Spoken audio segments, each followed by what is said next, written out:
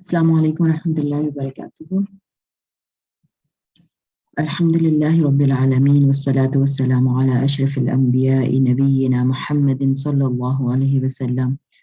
وعلی آلہ وصحبہ اجمعین ومن تبعهم بإحسان إلى يوم الدین، اما بعد فاعوذ باللہ من الشیطان الرجیم، بسم اللہ الرحمن الرحیم۔ رب اشرح لي صدری ویسر لي امری واحلل عقدۃ من لسانی یفقهوا قولی۔ ربی یسر ولا تعسر وتمم بالخیر، اللهم لا سهل الا ما جعلته سهلا وانت تجعل الحزن اذا شئت سهلا، ربی زدنی علما ربی زدنی علما ربی زدنی علما، آمین یا رب العالمین۔ اللہ تعالیٰ کا لاکھ احسان اور شکر کہ اس نے ہمیں ایک دفعہ اور موقع دیا کہ ہم مل کے بیٹھیں اور اللہ تعالیٰ کے پیارے نبی صلی اللہ علیہ وآلہ وسلم کی باتوں کو سمجھ سکیں اور اس پر عمل کرنے کی کوشش کر سکیں انشاءاللہ۔ الحمدللہ ہم باب پڑھ رہے ہیں آداب قضاء حاجت کا، کہ قضاء حاجت کے کیا آداب ہیں۔ تو اس میں ہماری ابھی تک جتنا ہم نے پڑھا وہ یہ تھا کہ صفائی کا خیال رکھنا ہے، اور جو گندگی والی چیزیں ہیں، ہڈی ہے یا لید وغیرہ ہے، اس سے صفائی نہیں حاصل کرنی، مٹی سے کرنی ہے، مٹی کے جو ڈھیلے ہوتے ہیں۔ اور ہم نے دیکھا کہ پشت یا فرنٹ جو ہماری ہے وہ قبلہ کی طرف نہیں ہونی چاہیے قضاء حاجت کے وقت۔ تو ابھی دیکھتے ہیں کچھ اس کی 2-4 احادیث باقی ہیں اس باب کی، اور پھر اگلے باب میں ہم انشاءاللہ داخل ہوں گے۔ تو ہماری حدیث نمبر جہاں سے ہم نے شروع، اس سے پہلے بلکہ پچھلی جو ہم نے ایک حدیث پڑھی تھی اس میں حضرت سلمان فارسی رضی اللہ تعالیٰ عنہ سے تھی، وہ حدیث نمبر 84، حضرت سلمان فارسی رضی اللہ تعالیٰ عنہ وہی مطلب بتا رہے ہیں کہ یہ جو مین چیزیں تھیں نا، دیکھیں اس میں وہ حدیث تھی کہ ہم قضاء حاجت کے وقت پیشاب کے، یعنی قضاء حاجت یا پیشاب دونوں کے وقت قبلہ رخ ہوں۔ اس بات سے آپ صلی اللہ علیہ وسلم نے ہمیں منع فرمایا۔ مین جو ہے نا اس میں چیز آگے، قبلہ رخ ہونے سے منع فرمایا، یا دائیں ہاتھ سے استنجا کرنے سے منع فرمایا، یا 3 ڈھیلوں سے کم سے استنجا کریں، اس سے بھی منع فرمایا، اور گوبر، لید یا ہڈی سے استنجا کریں، اس سے بھی منع فرمایا۔ یعنی مین جو قضاء حاجت کے آداب ہیں سارے وہ اس حدیث میں آ گئے۔ اس کی جب ہم بات کر رہے تھے راوی کی، تو اس میں یہاں پہ دیکھیں یہ لکھا ہوا ہے کہ ان کی عمر جو تھی وہ 250 یا 350 برس تھی۔ یہ میں رک گئی تھی یہاں پہ، میں نے کہا میں کنفرم کر لوں، تو الحمدللہ میں نے دیکھا ہے یہ غلط لکھا ہوا ہے، 250 350 غلط لکھا ہوا ہے۔ یہ 32 ہجری میں فوت ہوئے تھے، یہ صحیح لکھا ہوا ہے۔ اور پھر جو ان کی پیدائش یہاں پہ نہیں دی ہوئی، کنیت ابو عبداللہ ہے، بڑے بیٹے ان کے عبداللہ تھے، وہیں سے ان کی کنیت ہے۔ اور فارس میں یہ سب سے پہلے اسلام قبول کیا انہوں نے۔ یہ ساری باتیں ٹھیک لکھی ہوئی ہیں، اور ان کی جو پیدائش ہے وہ تقریباً 568 یعنی 568 CE میں تقریباً کہا جاتا ہے کہ ہوئی، ٹھیک ہے۔ اور رسول اللہ صلی اللہ علیہ وسلم کی ہوئی 570 یا 71 میں کہا جاتا ہے، ٹھیک ہے۔ تو یعنی 2-3 سال بڑے تھے رسول اللہ صلی اللہ علیہ وسلم سے۔ تو اس کو میں نے خود ہی کیلکولیٹ کیا، 32 ہجری صحیح ڈیٹ ہے وفات کی، تو یہ ان کی عمر تقریباً بنتی ہے 81 ایئرز، 81 سال۔ تو وہ یہ پتہ نہیں کیوں اس طرح فگر جو ہے وہ یہاں پہ غلط لکھا ہوا ہے، بائی مسٹیک شاید پرنٹنگ ایرر آ گیا۔ سوری 81 نہیں، 86 اور 87 کچھ اس طرح 86-87 سال ان کی عمر بنتی ہے، ٹھیک ہے۔ بہرحال 100 سے کم ہے، تو یہ عمر ان کی غلط لکھی ہوئی تھی، تو میں نے کہا یہ میں ذرا وضاحت کر دوں، ٹھیک ہے۔ آگے چلتے ہیں، ابھی جو ہم حدیث پڑھ رہے تھے یہاں سے آج ہم نے شروع کرنا ہے عائشہ رضی اللہ تعالیٰ عنہ۔ وعن عائشہ رضی اللہ تعالی عنہا ان النبی صلی اللہ علیہ وآلہ وسلم قال من اتى الغائط فلیستتر۔ عائشہ رضی اللہ تعالیٰ عنہ سے روایت ہے کہ نبی صلی اللہ علیہ وآلہ وسلم نے فرمایا جو قضاء حاجت کے لیے جائے اسے چاہیے کہ پردہ کرے، یعنی پردہ کر کے وہ بیٹھے۔ تو یہ بھی ہم پہلے بات پڑھ چکے تھے، ٹھیک ہے نا، کہ مطلب اگر اول تو ایسی جگہ پہ جائے جہاں دور ہو جائے وہ نظروں سے، ٹھیک ہے، چھپ جائے، اور اگر اگر مطلب زیادہ دور جانا ممکن نہیں ہے یا ارد گرد ابھی اور لوگ ہیں، ایسا تنہائی ممکن نہیں ہو پا رہی، تو پھر بھی بالکل بیٹھتے ہوئے جو ہے وہ اپنا سطر کھولے تاکہ وہ سطر پوشی رہے۔ اگلی حدیث پہ چلتے ہیں،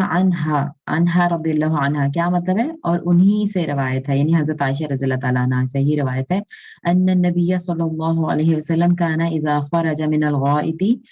وہ فرماتی ہیں کہ جب نبی صلی اللہ علیہ وسلم نکلتے تھے من الغائط، بیت الخلاء سے، ٹوائلٹ سے، قالا تو فرماتے تھے غفرانک، ٹھیک ہے، غفرانک کا مطلب کیا ہے؟ اللہ تیری بخشش، تیری بخشش، غفرانک بس اتنا ہی ہے، یعنی مجھے تیری بخشش چاہیے، میں تیری بخشش مانگتا ہوں یا مانگتی ہوں۔ اچھا، اب غفران، بلکہ دیکھیں اور پردہ پوشی، یعنی غفران، مغفرت ایسی ہوتی ہے کہ وہ گناہ جو ہے وہ مٹ ہی جائیں، یعنی معاف کرنا تو ہوتا ہے کہ اچھا خیر بخش دے، یعنی تو یہ دعا دیکھیں ذرا، ہم ٹوائلٹ سے نکل رہے ہیں اور ہم کہہ رہے ہیں کہ اے اللہ تیری بخشش میں چاہتی ہوں، ٹھیک۔ تو اب سبحان اللہ کتنی پیاری ایک لفظ ہے، بس چھوٹی سی دعا ہے لیکن بہت خوبصورت اس کے مطلب جو میں سمجھتی ہوں کہ دیکھیں ٹوائلٹ میں انسان بہت کوشش تو یقیناً کرتا ہے نا کہ مطلب اس کی کوئی گندگی اس کے جسم پہ، کپڑوں پہ نہ لگی رہ جائے، کیونکہ پاکیزگی جو ہے وہ پہلی شرط ہے کسی بھی عبادت کی قبولیت کی۔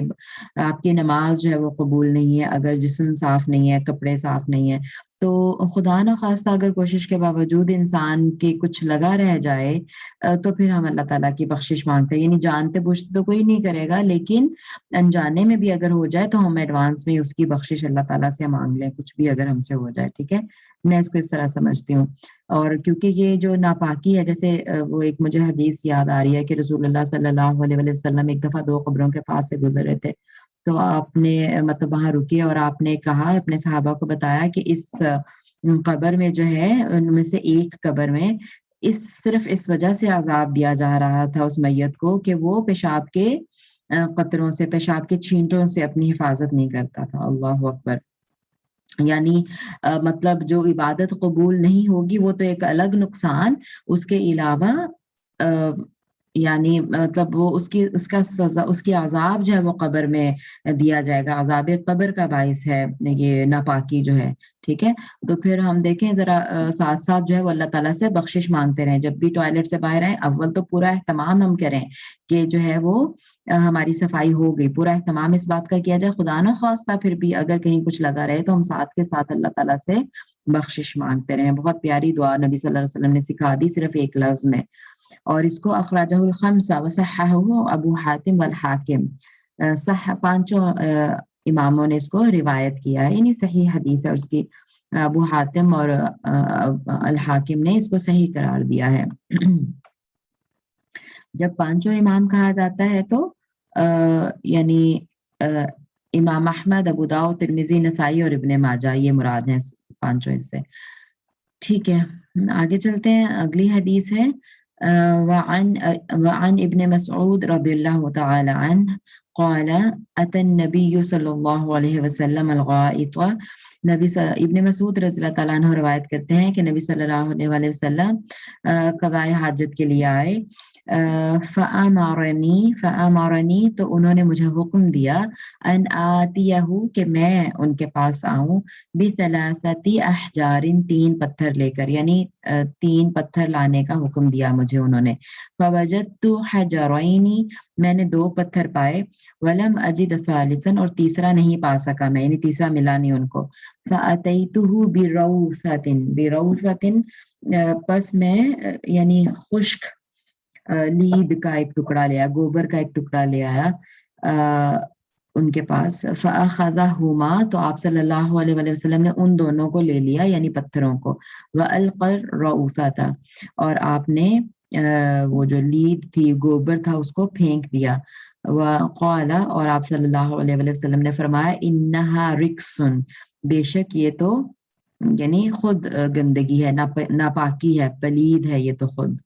اخرجہ البخاری، بخاری امام بخاری نے اس کو روایت کیا ہے. وزاد احمد والدارقطنی، قطنی احمد، امام احمد اور دارقطنی نے یہ زیادہ کیے ہیں الفاظ. کیا زیادہ کیے ہیں؟ ائتنی بغیرہا، تو آپ صلی اللہ علیہ وسلم نے فرمایا یعنی کہ اس کے بجائے اور لیا، یعنی یہ الفاظ انہوں نے امام احمد نے اس حدیث کے آگے کہ آپ نے اس کو پھینک دیا اور کہا ائتنی بغیرہا، یعنی اس کے علاوہ لے کر آؤ چیز، ٹھیک ہے، بغیرہا اس کے علاوہ، یعنی اس کو پھینک دیا اور کہا کہ اور لے کے آؤ. تو یہ ہے، لیکن یہ جو امام بخاری جو روایت کر رہے ہیں اس میں یہ چیز نہیں ہے، ٹھیک ہے، اس میں بس وہیں تک ہے حدیث. خیر، تو اس سے ہمیں کیا پتہ چلا؟ بات تو پہلے بھی ہو چکی ہے اس پہ، ٹھیک ہے. بات یہ پتہ چلی کہ صفائی کتنی ضروری ہے کہ اچھا 3 یا 5 یا 7 یعنی طاق عدد میں جو ہے نا وہ پتھروں کا استعمال کرنا چاہیے. آج کل چونکہ ظاہر ہے وہ نہیں اس طرح سے استعمال ہوتے، لیکن میں نے جیسے پہلے بھی جب ہم یہ بات کر رہے تھے تو بات کی تھی، ویسے تو پانی جو ہے بہترین ہے، پانی سے بہترین صفائی حاصل ہوتی ہے، پھر یہ مٹی کے ڈھیلوں کی ضرورت نہیں ہے. لیکن اگر کہیں پانی نہ مل سکے تو پھر ٹیشو پیپر، جیسے ہم نے بات کی تھی کہ یورپین کنٹریز جو ہیں، جو ٹھنڈے ملک ہیں، وہاں پہ پانی ہوتا ہی نہیں، وہ انتظام ہی نہیں ہے ٹوائلٹس میں. تو پھر وہ خیر ٹیشو سے بھی اچھی طرح صاف کیا جا سکتا ہے، لیکن پھر اسی طرح سے جیسے مطلب 3 یا 5 یا 7 بہتر یہی ہے. اور پھر یہ ہے، اس سے پتہ چلتا ہے کہ اگر صفائی ہو بھی جائے، فرض کریں پہلے ڈھیلے سے یا پہلے ٹیشو سے ہو بھی جائے، پھر بھی دوسرا اور تیسرا یعنی میک شور کرنے کے لیے، ٹھیک ہے. یہ دیکھیں اگر صفائی ہو بھی جائے تو پھر بھی 3 پتھر استعمال کرنا واجب ہے. اگر ہم اس کو بھی لے لیں نا جو امام احمد نے روایت کیا ہے کہ آپ صلی اللہ علیہ وسلم نے فرمایا کہ اتنی بغیرہا، ان کے اور لے کر آؤ، تو یہ 2 تو انہوں نے استعمال کر لے، اس کے بعد ان کا اور لے کر آؤ، تو مطلب کہ 3 ضرور استعمال کرنے ہیں، ٹھیک ہے. بہرحال چلیں آگے چلتے ہیں میرا خیال ہے. اور دوسری یہ بات ہمیں پتہ چلی کہ جو چیز خود ناپاک ہے وہ صفائی کیسے دے سکتی ہے، یعنی یہ لید جو گوبر کا جو وہ ٹکڑا تھا وہ خود ناپاک ہے، ڈرائیڈ جو ہے، جب وہ خود ناپاک ہے تو پھر وہ صفائی کیسے دے سکتا ہے؟ تو کسی پاک چیز سے ہی صفائی حاصل ہو سکتی ہے. ابن مسعود، عبداللہ ابن مسعود، ان کا پورا نام، ان کا نام عبداللہ تھا، ٹھیک ہے، عبداللہ ابن مسعود ہے رضی اللہ تعالیٰ عنہ. اور بہت یہ ماشاءاللہ ان کا بڑا نام ہے عقل و دانش میں، اور فقہ صحابہ میں ان کا شمار ہوتا ہے. فقہ یعنی جو فہم رکھتے تھے، جو قرآن و حدیث سے مسائل نکالتے تھے، ان میں ان کا شمار ہوتا ہے. غزوہ بدر اور دیگر معرکوں میں شامل رہے آپ صلی اللہ علیہ وسلم کے ساتھ، اور آپ صلی اللہ علیہ وسلم کے بلکہ خادم خاص تھے. سفر و حضر یعنی چاہے آپ مدینہ میں اسٹے کر رہے ہوں یا آپ سفر پہ ہوں، یہ ساتھ ہوتے تھے. انہیں رسول اللہ صلی اللہ علیہ وسلم کا تقرب حاصل تھا. صاحب النعلین تھے، یعنی آپ صلی اللہ علیہ وسلم کی جوتیاں پکڑ کے مطلب آپ صلی اللہ علیہ وسلم کو پیش کرتے تھے. یا صاحب النعلین، نعلین 2 جو چپلوں کو کہتے ہیں. ان کے مناقب اور فضائل بے شمار ہیں. مدینہ میں 32 ہجری میں فوت ہوئے اور تقریباً 60 برس کی عمر تھی. اس کا مطلب ہے کہ رسول اللہ صلی اللہ علیہ وسلم سے چھوٹے تھے. 32 ہجری میں فوت ہو کے ان کی عمر 60 سال تھی. تو آپ سے 11 ہجری میں فوت ہوئے اور 63 تھی، تو کم از کم بھی 20-30 سال کا 20-22 سال کا عمر میں فرق تھا. اگلی حدیث پہ چلتے ہیں. عن ابی ہریرہ رضی اللہ تعالی عنہ قال ان رسول اللہ صلی اللہ علیہ وسلم نہا. حضرت ابو ہریرہ رضی اللہ تعالیٰ عنہ روایت کرتے ہیں کہ رسول اللہ صلی اللہ علیہ وسلم نہا، منع کرتے تھے ہمیں، انا کے نستنجی، ہم استنجا کریں، بعظمی او روث، عظم ہڈی کو کہتے ہیں اور روث وہی لید جو گوبر ابھی جو ہم نے پڑھا. وقال، اور آپ صلی اللہ علیہ وسلم نے فرمایا انہما لا یطہران، کہ بے شک یہ دونوں پاک نہیں کرتے، پاک نہیں کر سکتے. ٹھیک ہے، وہی بات، اس کی تشریح میں جانے کی ضرورت نہیں ہے، پہلے بھی بات ہو چکی اس پہ.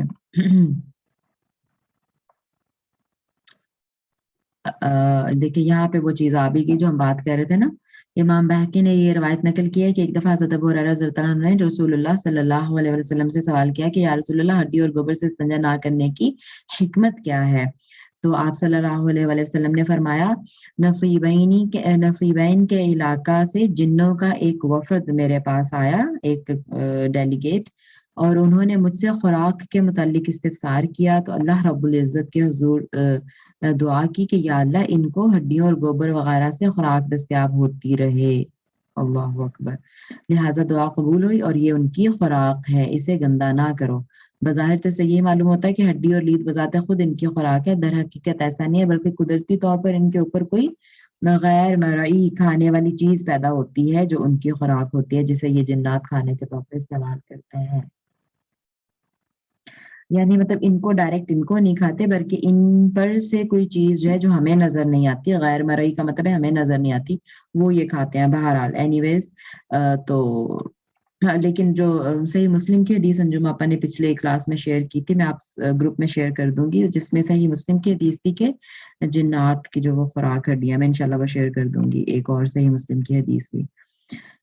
اگلی حدیث پہ چلتے ہیں۔ عن ابی ہریرہ رضی اللہ تعالی عنہ قال قال رسول اللہ صلی اللہ علیہ وآلہ وسلم استنزہوا من البول فإن عامۃ عذاب القبر منہ۔ ابو ہریرہ رضی اللہ تعالیٰ عنہ روایت کرتے ہیں کہ نبی صلی اللہ علیہ وسلم نے فرمایا کہ پیشاب کی چھینٹوں سے بچو، باول پیشاب کو کہتے ہیں۔ فإن عامۃ یعنی عام لوگ جو ہیں، عوام الناس جو ہیں، اکثر لوگ جو ہیں، عذاب القبر منہ اس کی وجہ سے ان کو اکثر عذاب، عامت عذاب القبر، سوری عام لوگ نہیں، یعنی عذاب قبر کا جو عذاب، جو اکثر قبر کا عذاب ہے، جو عام طور پر قبر کا عذاب دیا جاتا ہے، عامت اکثر عذاب قبر منہ اسی وجہ سے ہے۔ میں نے اوپر اس کو کوٹ بھی کر دیا تھا کہ پیشاب کی چھینٹوں سے نہ بچنے سے قبر کا عذاب ہے۔ ایک تو یہ ہے کہ نماز قبول نہیں ہوگی، پلس قبر کا عذاب بھی ہے۔ اللہ تعالیٰ ہم سب کو اس سے محفوظ رکھے، آمین۔ اور اس کی سند جو ہے وہ صحیح ہے۔ اگلی حدیث پہ چلتے ہیں۔ عن سراقہ بن مالک رضی اللہ تعالیٰ عنہ قال، سراقہ بن مالک رضی اللہ تعالیٰ عنہ فرماتے ہیں کہ رسول فرماتے ہیں علمنا سکھایا نا ہمیں رسول اللہ صلی اللہ علیہ وآلہ وسلم فی الخلاء، یعنی جب بیت الخلاء کے بارے میں ہمیں وہ تعلیم دے رہے تھے تو آپ صلی اللہ علیہ وسلم نے ہمیں بتایا، سکھایا، ان نقعد کہ ہم بیٹھیں، قعدہ بیٹھنے کو کہتے ہیں، نقعد ہم بیٹھیں، علی الیسرا یعنی دائیں پر، علی الیسرا بائیں پر، وَنَنصِبَ الْيُمْنَ اور ہم دائیں کو کھڑا رکھیں۔ نصب کرنا کیا ہوتا ہے، یعنی کھڑا کر دینا کسی کو، کہ ہم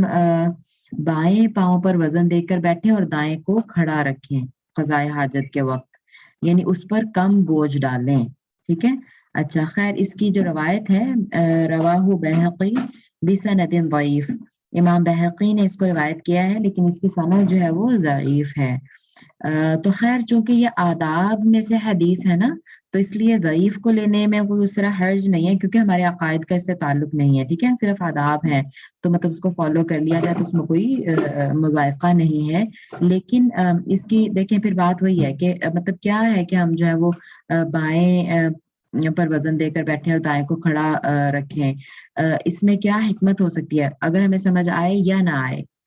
نمبر 1 تو یہ کہ اگر رسول اللہ صلی اللہ علیہ وسلم نے کہا ہے تو ہمارے لیے کافی، ہم نے اس کو فالو کرنا ہے، ٹھیک ہے، لیکن پھر بھی اگر حکمت سمجھ آ بھی جائے تو وہ اچھی بات ہے کہ چلو انسان کا وہ ذرا مطلب اس کو وہ اس کا فائدہ معلوم ہو جاتا ہے، لیکن ہمارے لیے بس یہی کافی ہونا چاہیے کہ رسول اللہ صلی اللہ علیہ وسلم نے حکم دیا ہے، ٹھیک ہے۔ تو خیر جو مطلب کہتے ہیں کہ اس میں معدہ جو ہے انسان کا، انٹسٹائن جو ہے وہ دائیں طرف ہوتا ہے، سوری بائیں طرف ہے، ٹھیک ہے، معدہ جو ہے انسان کا بائیں طرف ہوتا ہے، تو بائیں پاؤں پر یعنی بیٹھنے کا حکم اس لیے دیا کہ اس سے اخراج فضلہ میں یعنی وہ ذرا سہولت ہوگی، ٹھیک ہے۔ اینی ویز سراقہ بن مالک جو راوی ہیں، پہلی دفعہ ان کی حدیث آئی ہے، یہ ان کی کنیت ابو سفیان تھی، مشہور و معروف صحابی ہیں، اور یہ وہی شخص ہے جو ہجرت کے موقع پر نبی صلی اللہ علیہ وسلم کو انعام کے لالچ میں گرفتار کرنے کے لیے آپ صلی اللہ علیہ وسلم کے تعاقب میں نکلا، بلکہ مجھے ایسی ذہن میں آ گیا کہ کوئز جو انشاءاللہ کل پوسٹ کیا جائے گا، اس میں سراقہ بن مالک کا جو ہے نا وہ ڈیٹیل میں بات ہو رہی ہے اس پہ بھی، اور چونکہ ہم ہجرت کا ہی پڑھ رہے ہیں اس میں بھی، تو ہجرت کے موقع پر جب نبی صلی اللہ علیہ وسلم کو ڈھونڈنے کے لیے انعام کا اعلان کیا گیا، تو یہ بھی انعام کے لالچ میں آپ صلی اللہ علیہ وسلم کو گرفتار کرنے کے لیے نکلا سراقہ بن مالک، لیکن بعد میں مسلمان ہو گیا، تو اس لیے ہم رضی اللہ تعالیٰ عنہ بول رہے ہیں، اور احادیث بھی ان کی دیکھے روایت میں ہم پڑھ رہے ہیں۔ تو خیر، اور ماشاءاللہ کوئز جو لوگ کر رہے ہیں ریگولرلی، بارک اللہ فیکم، اور اللہ تعالیٰ باقی سب کو بھی جو ہے وہ اس سے میں جڑنے کی توفیق دے۔ بہت مطلب پیارا سلسلہ ہے، اور بہت اچھے سے ماشاءاللہ وہ بتاتی ہیں نورین جی، تو سب لوگ کوشش کریں کہ اس میں ضرور اس کو سنیں ہر ویکلی، اور مطلب دیکھیں ایک سیکوینس ہے ماشاءاللہ جو کر رہی ہیں اس سلسلے میں کام، ہما جی اللہ تعالیٰ ان کو بھی جزائے خیر دے، وہ ریگولرلی ماشاءاللہ ویکلی ٹائم نکال کے اس کو سنتی ہیں، ویڈیو کو بناتی ہیں، تو سب لوگ ضرور کوشش کریں کہ ماشاءاللہ اتنے لوگ ہیں گروپ میں، اور جو کوئز جو ہے وہ 20 سے اوپر نہیں جاتے لوگ جو کرتے ہیں، ٹھیک ہے، تو سب لوگ کوشش کریں کہ ضرور اس کو کوئز کو اٹیمپٹ کریں، اور اس طرح کیا ہوتا ہے کہ نبی صلی اللہ علیہ وسلم کے بارے میں ہمیں ڈیفینیٹلی انفارمیشن ملتی جا رہی ہے، اور ہم جب قرآن بھی پڑھتے ہیں تو اس میں ہمیں انشاءاللہ فائدہ ہوگا۔ چلیں، سراقہ بن مالک کی بات ہو گئی، 24 ہجری میں وفات پائی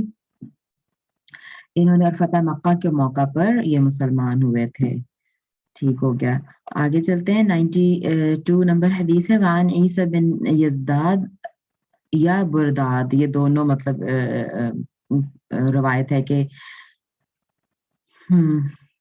نام میں جو ہے وہ فرق ہے، ٹھیک ہے۔ ان ابی ہی، انہوں نے اپنے والد سے روایت کیا، قال رسول اللہ صلی اللہ علیہ وسلم، وہ فرماتے ہیں کہ رسول اللہ صلی اللہ علیہ وسلم نے فرمایا، اذا بال احدکم، جب تم میں سے کوئی پیشاب کرے، ٹھیک ہے، بول پیشاب ہے اور بالا اس کا فعل ماضی ہے، جب تم میں سے کوئی پیشاب کرے، فَلْيَنْطُرْ ذَكَرَهُ 3 مرات، تو 3 مرتبہ اپنا ذکر جو ہے اپنا وہ جھاڑ لے، ٹھیک ہے، یعنی اس کو ضعیف سند کے ساتھ روایت کیا ہے۔ اس کا مطلب یعنی مطلب یہ ہے کہ کچھ اندر رہ نہ جائے، مطلب پیشاب اچھی طرح خارج ہو جائے، تو چونکہ اس کی ضعیف ہے روایت، اس میں جو صحابی ہیں یزداد یا برداد وہ مجہول ہیں، مجہول کا مطلب کہ ان کے بارے میں ان کی لائف ہسٹری وغیرہ نہیں پتا، تو بس پھر یہ پورے نہیں اترتے ان کے کرائٹیریا میں جو صحیح سند کی راویوں میں ہونی چاہیے، کہ سارے راوی جو ہیں وہ ثقہ ہونے چاہیے اور نون ہونے چاہیے، اور بلکہ ان کی فیملی بھی پوری نون ہونی چاہیے، جانی پہچانی ہونی چاہیے، ٹھیک ہے، دوبارہ یہ ٹھیک ہے۔ آگے چلتے ہیں ہم، مطلب یہ دیکھیں نا، اس سے اندازہ یہ ہو رہا ہے کہ کتنا یعنی کہ سیریس معاملہ ہے، کہ رسول اللہ صلی اللہ علیہ وسلم ہر طرح سے چاہتے تھے کہ انسان مسلمان جو وہ پاک رہیں، اور صفائی ان کا، اپنی صفائی کا وہ خیال رکھیں، ٹھیک ہے، کہ اگر کہیں یعنی پورا اطمینان ہو جائے، یہ جو حدیث میں جو بات آئی بھی ہے، اس کا مقصد یہ ہے کہ پورا اطمینان ہو جائے کہ ہاں پیشاب پورا خارج ہو گیا ہے، اور پھر کوئی اس کے ڈراپس وغیرہ بعد میں نہیں نکلیں گے، یہ مقصد تھا اس کا، ٹھیک ہے۔ چلیں، جب یہ وہ ان کے وہ ہیں ہی مجہول، تو پھر ان کے بارے میں بات کرنے میں ہم نہیں اپنا ٹائم لگاتے۔ عن ابن عباس رضی اللہ تعالیٰ عنہما کیوں دونوں پہ کیوں، کیونکہ حضرت عباس رضی اللہ تعالیٰ عنہ رسول اللہ صلی اللہ علیہ وسلم کے چچا، اور پھر ان کے بیٹے عبداللہ سے روایت ہے، ٹھیک ہے، عبداللہ ابن عباس نام ہے ان کا پورا، وہ روایت کرتے ہیں، ان النبی صلی اللہ علیہ وآلہ وسلم سأل اہل قباء، نبی صلی اللہ علیہ وآلہ وسلم نے سوال کیا اہل قبائن، قبا والوں سے، اہل قبا سے سوال کیا، فقال، تو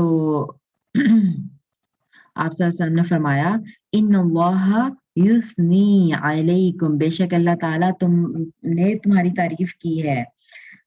فقالو، تو انہوں نے کہا، یعنی انہوں نے وجہ پوچھی، ٹھیک ہے، کہ کیا وجہ ہے کہ اللہ تعالیٰ نے تمہاری تعریف کی ہے، فقالو، تو انہوں نے کہا، انا، بے شک ہم، نتبع الحجارۃ الماء، کہ ہم فالو کرتے ہیں پتھر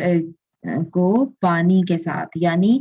پتھر سے وہ صفائی کر کے استنجا جو کرتے ہیں، ٹھیک ہے، قضاء حاجت کے بعد، تو پہلے وہ پتھر استعمال کرتے، پتھر مطلب یعنی مٹی کے ڈھیلے، ٹھیک ہے، وہ استعمال کرتے تھے، اس کے بعد پانی بھی استعمال کرتے تھے اہل قبا، قبا کے لوگوں کا یہ معمول تھا، یعنی وہ طہارت کا اتنا اہتمام کرتے تھے کہ ڈھیلے استعمال کرنے کے بعد پانی بھی استعمال کرتے تھے، ٹھیک ہے، تو ان کی پاکیزگی کی اتنی زیادہ یعنی احتیاط کی وجہ سے اور اتنا خیال کرنے کی وجہ سے اللہ تعالیٰ نے نبی صلی اللہ علیہ وسلم کے سامنے یعنی وحی کے ذریعے ان کی تعریف کی، تو پھر اس پہ رسول اللہ صلی اللہ علیہ وسلم پوچھا کہ تم لوگ ایسا کیا کرتے ہو کہ اللہ نے تمہاری پاکیزگی کی تعریف کی ہے، پھر انہوں نے یہ بتایا کہ ہم ڈھیلوں کے ساتھ پانی بھی استعمال کرتے ہیں۔ ٹھیک ہے، پھر وہی بات ہے کہ ضعیف سند کے ساتھ روایت کیا ہے، لیکن اس سے بات جو ہے نا وہ کیا کہتے ہیں پتہ چل رہی ہے صفائی اور طہارت کی اہمیت کی، ٹھیک ہے، کہ اللہ تعالیٰ کتنا زیادہ طہارت کو پسند کرتے ہیں۔ ٹھیک ہے، چلیں آگے چلتے ہیں، چونکہ راوی مجہول ہیں پھر وہی تو اس لیے اس پہ بات کرنے کا میرا خیال ہے فائدہ نہیں ہے انشاءاللہ۔ چلیں اگلا ہمارا باب نیا ہم شروع کر رہے ہیں، اور آج الحمدللہ کچھ کلاس میں ٹائم بھی ملا، ورنہ پروگرام کی وجہ سے ہماری کلاس بہت چھوٹی سی ہو رہی تھی کچھ پچھلے تقریباً 1 مہینہ اور اس سے زیادہ۔ اگلا باب ہم شروع کر رہے ہیں، باب الغسل و حکم الجنوبی، غسل کا باب اور جنوبی کا حکم، ٹھیک ہے، جنوبی کون ہوتا ہے؟ جو یعنی جماع سے اپنے میاں بیوی کے تعلق کی وجہ سے جو غسل جس پر واجب ہو جائے وہ جنوبی ہوتا ہے، ٹھیک ہے، تو جنوبی اور غسل کا جو باب ہم پڑھ رہے ہیں، اس میں پہلی حدیث ہے ابی سعید خدری رضی اللہ عنہ سے، قال فرماتے ہیں، قال رسول اللہ صلی اللہ علیہ وسلم الماء من الماء، ابو سعید خدری رضی اللہ تعالیٰ عنہ فرماتے ہیں کہ رسول اللہ صلی اللہ علیہ وسلم نے فرمایا الماء پانی ہے، من الماء پانی سے، پانی سے ہے، کیا مطلب ہے؟ یہ پہلا پانی جو ہے الماء، یہ مراد تو پانی ہے، ٹھیک ہے، جس سے غسل کیا جائے گا، من الماء یہ جو دوسرا ماء ہے یہ منی مراد ہے یہاں پر، ٹھیک ہے، کیونکہ وہ بھی پانی ہی ہے جو خارج ہوتا ہے، ٹھیک ہے، شہوت کے وقت اور جماع کے وقت، تو اور اسی پانی سے، اسی منی سے انسان کی پیدائش بھی ہوتی ہے، ٹھیک ہے، تو جب یہ اس کا یعنی یہاں سے پتہ کیا چل رہا ہے کہ جب منی کا خروج ہو جائے تو ماء ہے یعنی پانی ہے، یعنی غسل واجب ہو گیا، ٹھیک ہے، کیونکہ پانی سے ہی غسل کیا جاتا ہے، الماء من الماء یعنی پانی کا استعمال خروج پانی سے ہے، یعنی پانی کا استعمال اب واجب ہو گیا، یعنی غسل واجب ہو گیا اگر خروج ہو گیا تو، ٹھیک ہے۔ رواہ مسلم و اصلہ فی البخاری، اس کو مسلم نے روایت کیا ہے اور بخاری میں بھی، اصل روایت جو ہے وہ بخاری میں موجود ہے، بخاری میں بھی ہے، تو میرا خیال ہے بہت واضح حدیث ہے یہ، ٹھیک ہے، اور چونکہ بس دیکھیں اس سے ہمیں خوبصورتی یہ پتہ چل رہی ہے الماء من الماء، رائٹ، یعنی کوڈ ورڈز میں بات کی گئی ہے، ویسے تو خیر شریعت میں شرم نہیں ہونی چاہیے، اس لیے کہ یعنی پاکیزگی کے جو معاملات ہیں وہ علم حاصل کرنے کی نیت سے اس میں ڈسکس کرنے میں کوئی کوئی شرم محسوس نہیں ہونی چاہیے، ٹھیک ہے، لیکن چونکہ کچھ چیزیں ایسی ہوتی ہیں کہ انسانی فطرت پہ شرم و حیا کا تقاضا ہوتا ہے کہ وہ یعنی اوپنلی اس طرح بات کی جائے تو وہ انسانی فطرت پہ گراں گزرتی ہے، تو قرآن میں بھی آپ دیکھیں ڈھکے چھپے الفاظ میں بات کی گئی ہے، بات کنوے بھی ہو جائے، بندے کو سمجھ بھی آ جائے، اور یعنی وہ بات کرنا بھاری بھی محسوس نہ ہو، الفاظ اس طرح کے سبحان اللہ قرآن میں بھی استعمال کیے گئے ہیں، اور ہم دیکھ رہے ہیں کہ حدیث میں بھی اسی طرح سے اسی بات کا خیال رکھا گیا ہے، تو اب اس میں بس تھوڑا سا جو میں اگلی حدیث آتی ہے، پھر 2-3 کو ملا کے اکٹھا کنکلوڈ کر دیں گے ہم۔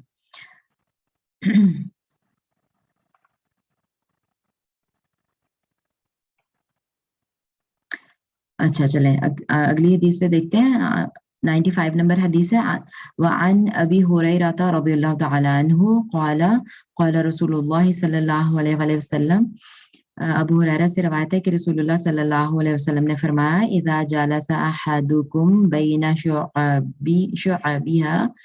جب بیٹھ جائے تم میں سے کوئی اس کے شعبیہ الاربعی، چاروں شاخوں میں، چار شعبہ ایک برانچ ایک شاخ کو کہتے ہیں، تو چاروں شاخوں میں بیٹھ جائے، ثم جہادہا، پھر کوشش کر لے، فقد وجب الغسل، تو یقیناً غسل واجب ہو گیا، متفق علیہ، ٹھیک ہے۔ تو یہ بھی مطلب وہی کہ مطلب جو ایک فزیکل ریلیشن ہے اس کی بات ہو رہی ہے، ٹھیک ہے، کہ ہسبینڈ جب ہے وہ مطلب فزیکل ریلیشن جب قائم ہو جائے، ٹھیک ہے، تو اس پر غسل واجب ہو گیا، متفق علیہ۔ متفق علیہ بخاری مسلم دونوں میں ہے، وزادہ مسلم، اور امام مسلم رحمہ اللہ نے یہ الفاظ کا اضافہ کیا، یعنی انہوں نے جو روایت کیا اس میں یہ الفاظ بھی موجود ہیں، وَإِن لَمْ يُنزِلْ، اور اگر انزال نہ بھی ہوا ہو، رائٹ، خواہ انزال نہ بھی ہوا ہو۔ اب یہاں پہ دو چیزیں مطلب پتہ چل گئی، ٹھیک ہے، ایک تو یہ اس حدیث سے جو پتہ چلا کہ بس مطلب یعنی ڈسچارج نہیں ہوا، ٹھیک ہے، کوئی پانی نہیں نکلا، لیکن بس ملاپ ہو گیا ہے، ٹھیک ہے، تو اس صورت میں بھی غسل واجب ہو گیا، ٹھیک ہے، یعنی جب وہ یعنی آتا ہے کہ جب شرمگاہیں مل جائیں تو بس پھر غسل واجب ہو گیا، ٹھیک، چاہے ڈسچارج ہوا ہے یا نہیں۔ اوپر والی جو حدیث تھی اس میں یہ پتہ چل رہا ہے کہ بس ڈسچارج ہو گیا ہے تو غسل واجب ہو گیا ہے، ٹھیک ہے، چاہے وہ ملاپ ہوا ہے یا نہیں، کسی بھی طریقے سے ڈسچارج ہو گیا ہے، ٹھیک ہے، میرا خیال ہے میں اس کو کلیئر بہت میں نے کر دیا ہے، ٹھیک ہے، چاہے صرف خروج ہوا ہے، مطلب پانی ایگزٹ ہوا ہے، ڈسچارج ہوا ہے تو بھی غسل واجب ہو گیا، چاہے یعنی شرمگاہیں ملی ہیں یا نہیں ملی، ٹھیک ہے، کسی بھی طریقے سے، اور یہاں پہ ہے کہ شرمگاہیں مل گئی ہیں چاہے ڈسچارج ہوا ہے یا نہیں، تو اس صورت میں بھی غسل واجب ہو گیا، ٹھیک ہے، یہ دونوں کو کمبائن کر کے ہم نے یہ دیکھ لیا، ٹھیک ہے، آگے چلتے ہیں۔ وعن ام سلمہ رضی اللہ تعالی عنہا، ام سلمہ رضی اللہ تعالی عنہ سے روایت ہے، ان ام سلیم، کہ ام سلیم رضی اللہ تعالی عنہ، وہی، اور ام سلیم کون ہے بھلا؟ حضرت انس بن مالک جو کی والدہ، جنہوں نے اپنے بیٹے کو حضرت انس کو رسول اللہ صلی اللہ علیہ وسلم کی خدمت میں پیش کر دیا تھا جب آپ مدینہ آئے تھے، ٹھیک ہے، اور ام سلمہ کون ہے؟ آپ صلی اللہ علیہ وسلم کی زوجہ محترمہ امہات المومنین میں سے ہیں، ٹھیک ہے، غزوہ احد کے بعد آپ صلی اللہ علیہ وسلم کی ان سے شادی ہوئی۔ اچھا تو یہ جو ہے ام سلیم ابو طلحہ کی اہلیہ، انہوں نے پوچھا رسول اللہ صلی اللہ علیہ وسلم سے، وہی امرات ابی طلحہ کی وائف ہیں، قالت، انہوں نے کہا، یا رسول اللہ صلی اللہ علیہ وسلم، اے اللہ کے رسول، ان اللہ لا یستحیی من الحق، بے شک اللہ تعالی حق بیان کرنے سے حیا نہیں کرتا، رائٹ، فہل علی المرأة من الغسل من غسل اذا احتملت، کہ کیا عورت پر بھی غسل ہے جب وہ اس کو احتلام ہو جائے؟ قالا، تو آپ صلی اللہ علیہ وسلم نے فرمایا، ہاں، نعم، ہاں، اذا رأت الماء، جب وہ پانی دیکھے تو، رائٹ، احتلام کیا ہوتا ہے؟ بیڈ ویٹنگ کہتے ہیں اس کو، یا مطلب مرد کے تو بالغ ہونے کی نشانی احتلام ہی ہوتا ہے، ٹھیک ہے، وہی منی کا خروج، منی ڈسچارج ہونا کسی بھی طریقے سے، اسپیشلی بے شک ڈریم میں ہو، ٹھیک ہے، خواب میں ہو، کچھ بھی وہ ایسا دیکھے تو منی خارج ہو جائے، اس کو احتلام کہتے ہیں، ٹھیک ہے، تو انہوں نے جو ام سلیم نے پوچھا کہ عورت کو اگر احتلام ہو جائے تو پھر بھی اس پہ غسل واجب ہے؟ تو آپ سے فرمایا کہ ہاں، یعنی اگر وہ اس خواب سے اٹھے،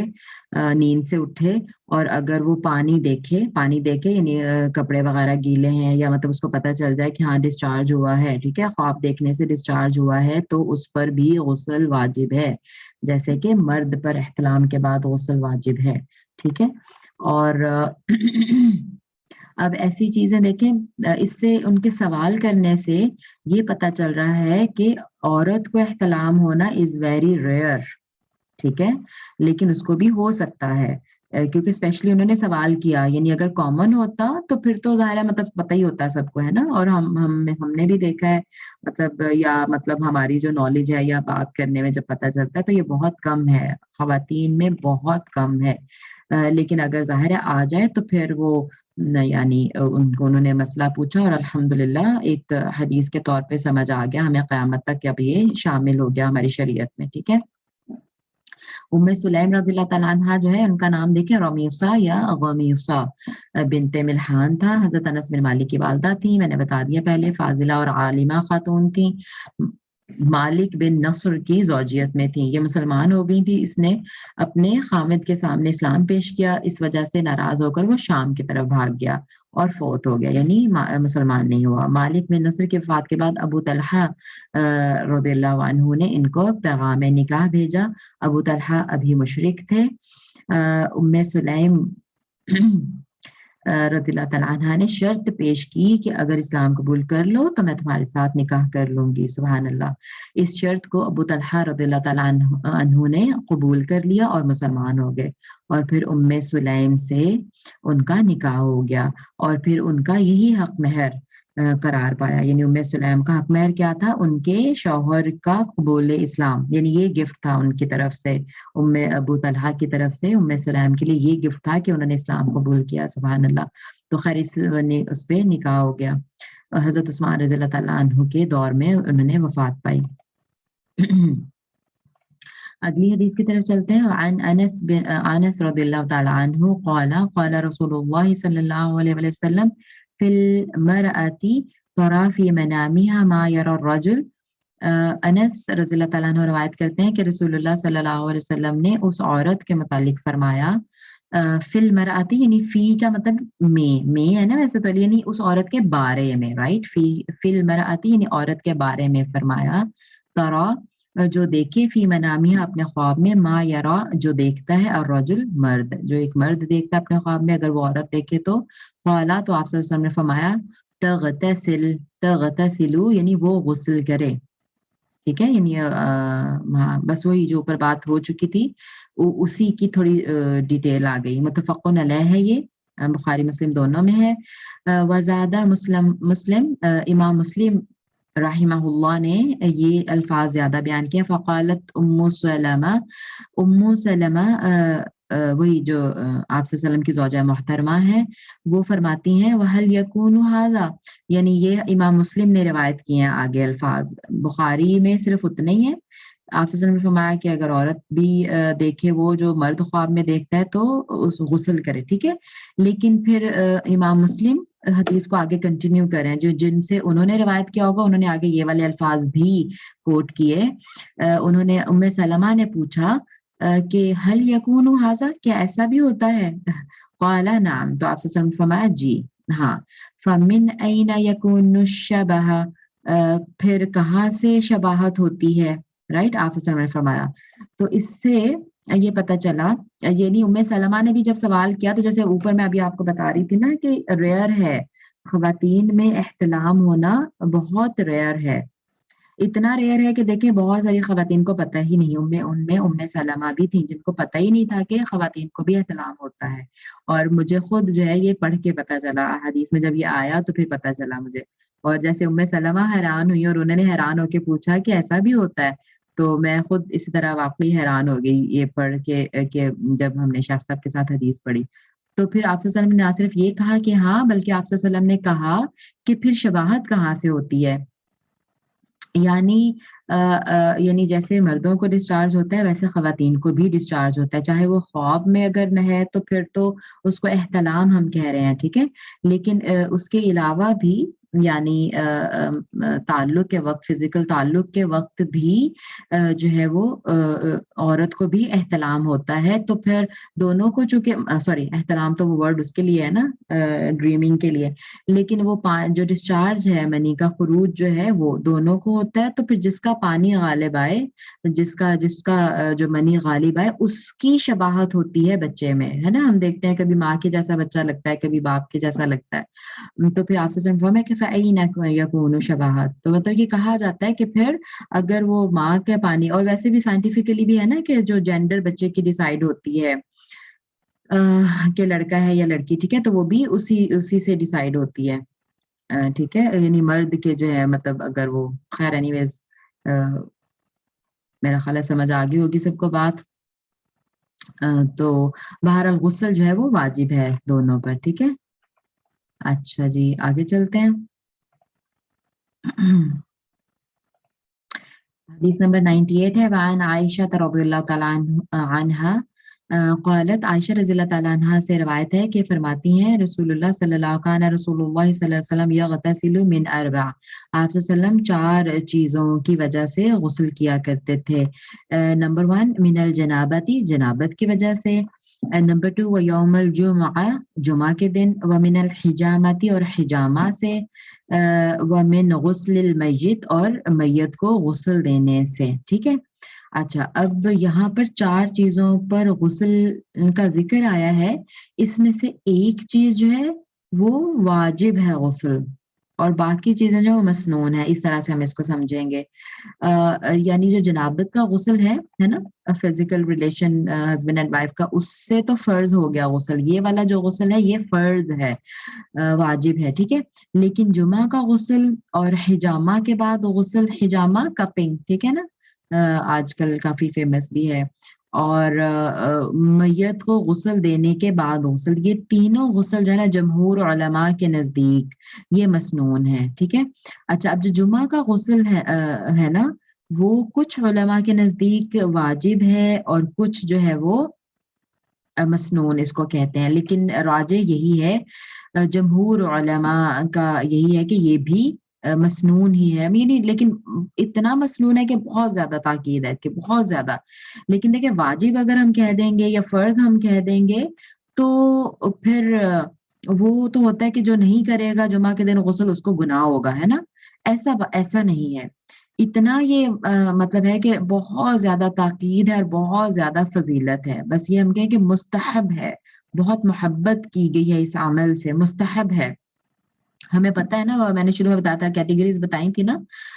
کہ ایک تو مطلب چیز فرض ہوتی ہے، اور پھر مستحب ہوتی ہے، اور پھر مباح ہوتی ہے، اور پھر مکروہ ہوتی ہے، اور پھر حرام ہوتی ہے، اس طرح سے کیٹیگریز ہیں 5۔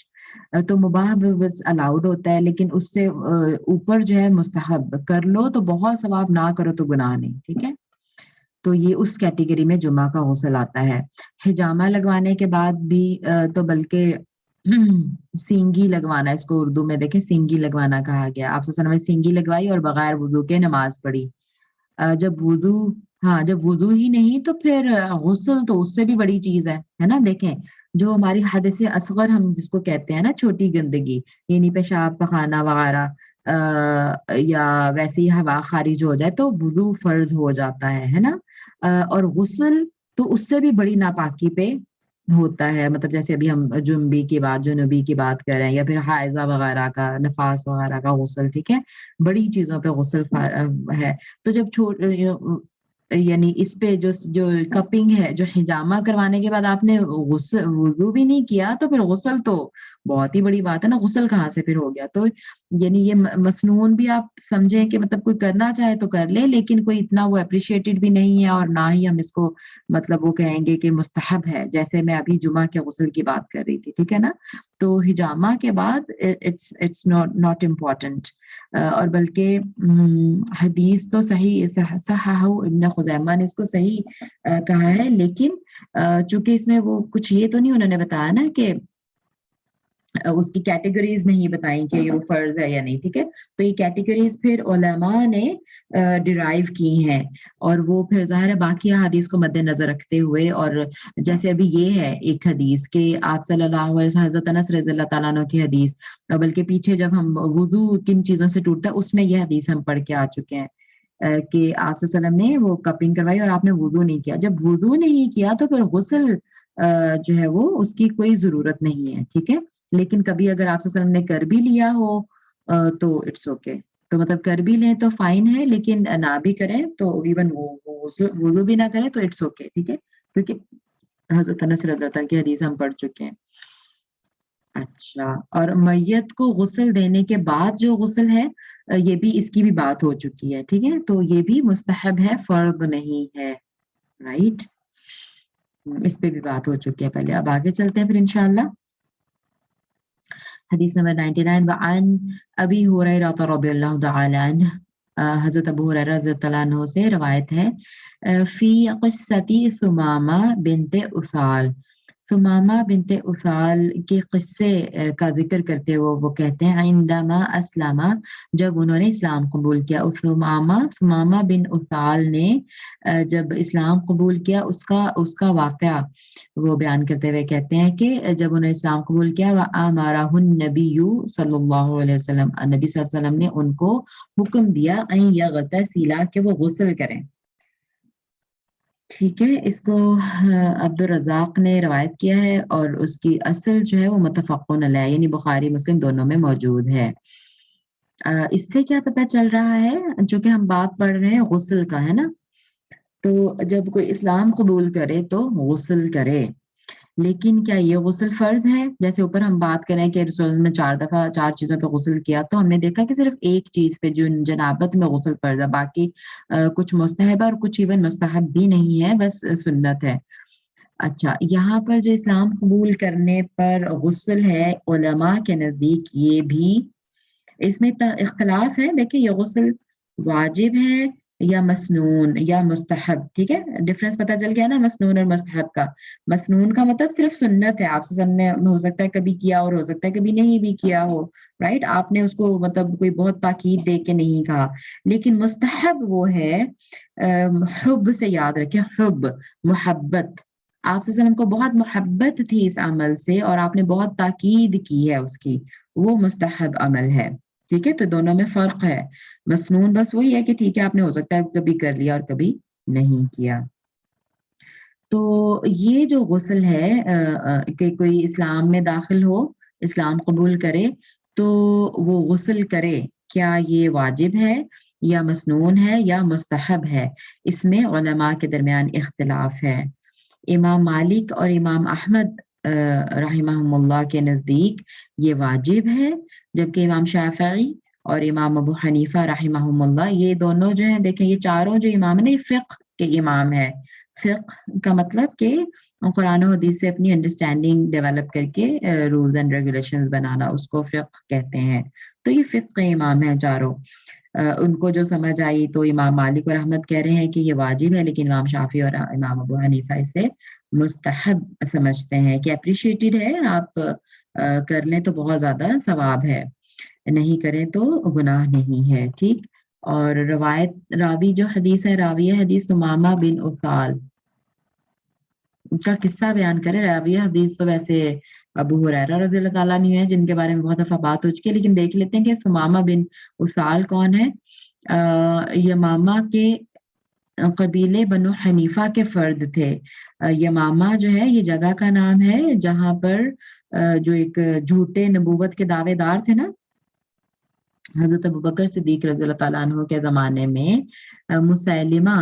ایک تھا. وہ ویسے تو رسول اللہ صلی اللہ علیہ وسلم کے زمانے میں ہی اس نے نبوت کا دعویٰ کر ڈالا تھا، لیکن وہ اینڈ پہ آپ صلی اللہ علیہ وسلم کے زمانے کے تقریباً آخر میں، اور پھر آپ صلی اللہ علیہ وسلم اس کو کوئی پراپر جواب نہیں اس طرح سے، مطلب یعنی مقابلے کا وہ نہیں بھیج سکے تھے، کیونکہ ظاہر ہے یہ فتنہ تھا یہ کہ وہ نبوت کا دعویٰ کر رہا ہے. لیکن آپ صلی اللہ علیہ وسلم کی وفات کے بعد یہ مضبوط ہوتا گیا اور بہت سارے فالوورز اس نے کر لیے، تو وہ یمامہ میں پھر جنگ ہوئی. حضرت ابو بکر رضی اللہ تعالیٰ عنہ نے پھر بھیجا خالد بن ولید کو، اور جو وحشی تھا جس نے آپ صلی اللہ علیہ وسلم کے چچا کو شہید کیا تھا، حضرت حمزہ رضی اللہ تعالیٰ عنہ کو غزوہ احد میں، حبشی غلام تھا ایک، وحشی نام تھا اس کا، اس نے شہید کیا تھا. تو پھر وہ بعد میں اس نے اسلام قبول کر لیا، تو اسی وحشی نے اس کو، جو مسیلمہ تھا جھوٹا نبوت کا دعویٰ دار، اس کو یمامہ کے جنگ میں قتل کیا. اب جو بنو حنیفہ قبیلہ تھا وہی اسی کا تھا، وہ جو مسیلمہ تھا نا بنو حنیفہ قبیلے سے ہی تھا. ٹھیک ہے، تو ظاہر ہے یہ مرتد قبیلہ تھا، مطلب اس کے فالوورز پیچھے لگے اور یہیں سے فالس پروفٹ بھی وہ اٹھا، وہ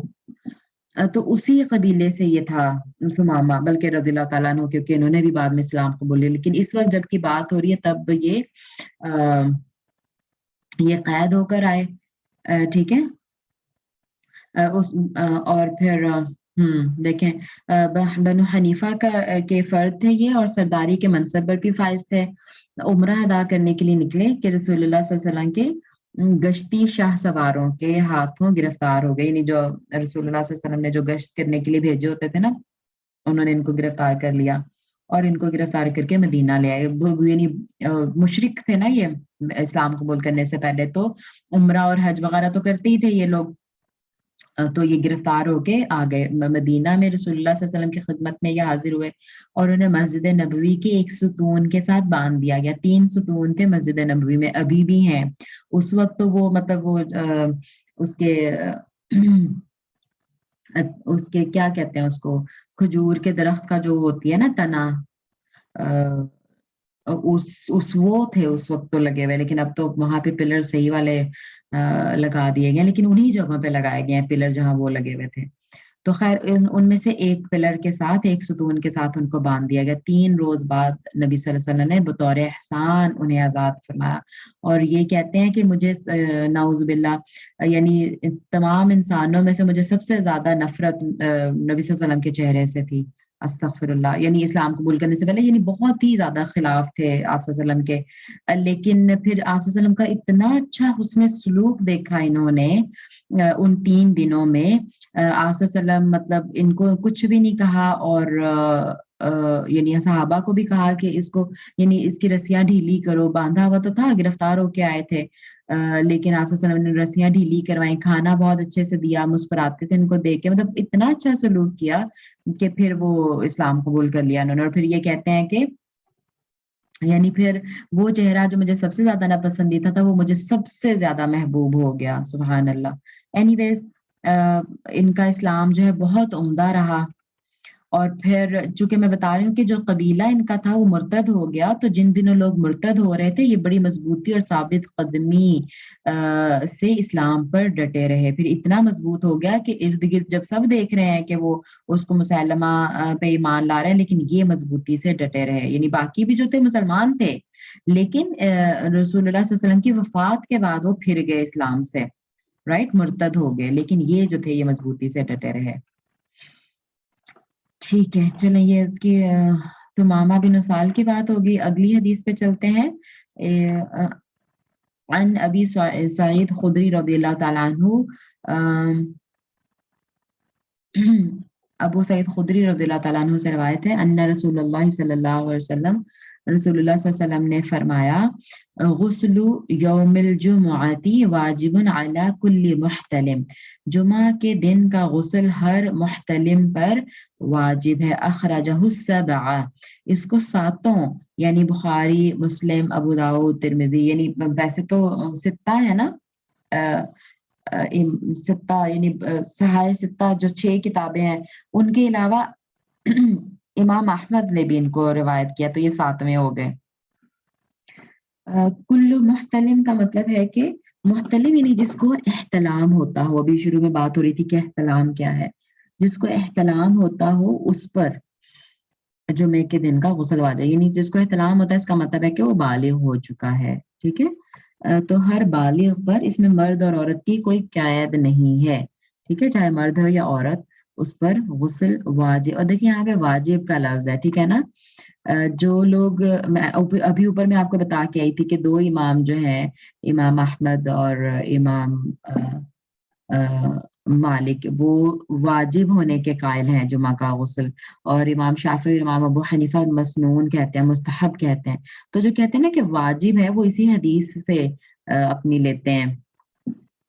دلیل، ٹھیک ہے، کیونکہ واضح طور پر واجب کا لفظ آ گیا، مگر جہاں تک جمہور علماء کا تعلق ہے اور جہاں تک اجماع ہے وہ یہ ہے کہ یہ مسنون ہے اور مستحب ہے، ٹھیک ہے نا، اور اس کے میں وجوب کے حکم کا لفظ صرف تاکید کے لیے، کیوں وہ کیوں لیتے ہیں، کیونکہ بہت سارے ایسے موقع ہمیں ملتے ہیں، یعنی جو کہتے ہیں کہ واجب نہیں ہے، ٹھیک ہے، وہ کہتے ہیں کہ بہت سارے ایسے موقع تھے کہ صحابہ نے جمعہ تھا اور صحابہ نے غسل نہیں کیا اور وہ ویسے ہی مسجد میں تھے، تو آپ صلی اللہ علیہ وسلم نے ان کو یہ تو نہیں کہا کہ جاؤ اٹھو اور وہ غسل کر کے آؤ، رائٹ، تو اس کا مطلب ہے کہ ٹھیک ہے، تاکید بہت زیادہ ہے، اور یہاں پہ بھی جو واجب کے لفظ ہے نا آپ صلی اللہ علیہ وسلم نے استعمال کیا، یہ تاکید کے لیے ہے کہ بہت ضروری ہے. لیکن اگر کوئی کبھی خدا نخواستہ کسی وجہ سے نہ کر سکے تو اس کا یہ مطلب نہیں ہے کہ وہ گناہ گار ہے اور اس کا جمعہ بھی قبول نہیں ہوگا، نماز جمعہ بھی قبول نہیں ہوگی، ایسی بات نہیں ہے. ٹھیک ہے، تو اس لیے اس کو پھر مستحب قرار دیتے ہیں. ٹھیک ہے، باقی حدیث سے لے کے کہ جہاں پتہ چلتا ہے حدیث سے اس کے کانٹیکٹ سے کہ صحابہ نے غسل کے بغیر بھی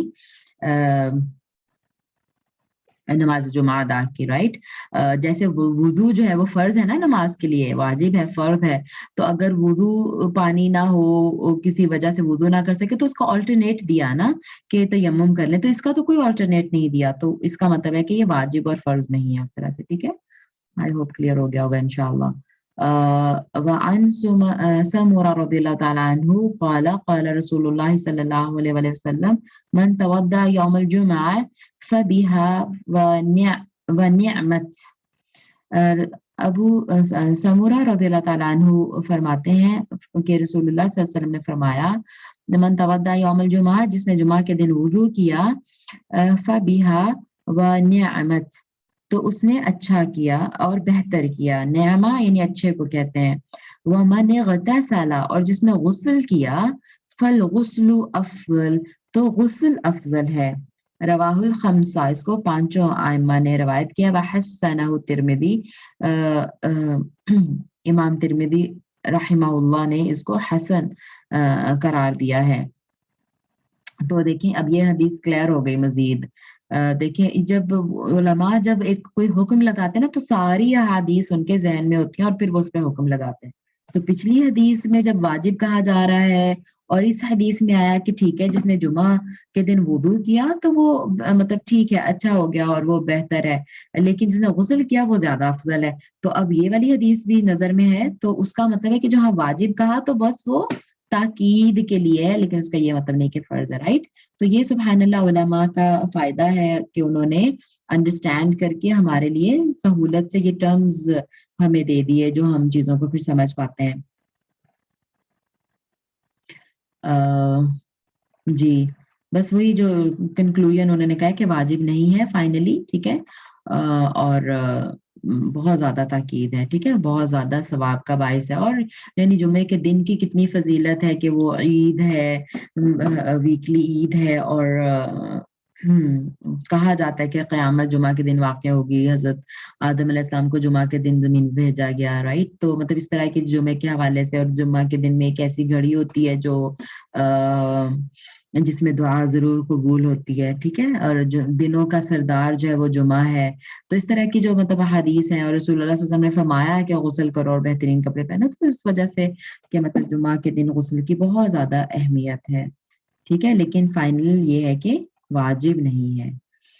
راوی جو ہے حدیث کے سمورہ مشہور صحابی ہیں، ان کی کنیت ابو عبداللہ ہے اور فزارہ قبیلے کے فرد تھے، اس وجہ سے فزاری بھی کہلائے. انصار سے خلیفانہ روابط اور تعلقات تھے ان کے، اور ان حفاظ میں سے تھے جنہیں بکثرت احادیث اور قرآن یاد تھے. انہیں حفاظ تو تھے لیکن قرآن کے ساتھ ساتھ کثرت سے احادیث بھی ان کو یاد تھیں. بصرہ میں یہ انہوں نے سکونت اختیار کی. خوارج کے گروہ حروریہ کے سلسلے میں بڑے سخت تھے. 59 ہجری میں وفات پائی. چلیں ہمارے 8 بج گئے ہیں. کتنی حدیث رہ گئی ہیں باقی؟ نہیں ختم کر پائیں گے ہم انشاءاللہ. چلیں پھر کنٹینیو کریں گے اگلی کلاس میں. ٹھیک ہے، انشاءاللہ اگلی کلاس میں ہم یہاں سے کنٹینیو کریں گے. سبحانك اللهم وبحمدك نشهد ان لا اله الا انت نستغفرك ونتوب اليك. ربنا تقبل منا انك انت السميع العليم وتب علينا انك انت التواب الرحيم. آمین یا رب العالمین. کوئی بتانے میں مجھ سے غلطی ہو گئی ہو، کوتاہی ہو گئی ہو، اللہ تعالیٰ اپنی رحمت سے معاف فرمایا. آپ سب لوگ بھی دعا میں یاد رکھیے گا. اور اگر میں نے کوئی صحیح بات کہی ہے، کسی کے لیے فائدہ مند ہوئی ہے، تو اللہ تعالیٰ ہمارے دلوں میں اس کو راسخ کر دے اور ہمیں اس پہ عمل کرنے کی توفیق عطا فرمائے. آمین ثم آمین. چلیں انشاءاللہ پھر ملتے ہیں. جزاکم اللہ خیر. السلام علیکم ورحمۃ اللہ وبرکاتہ.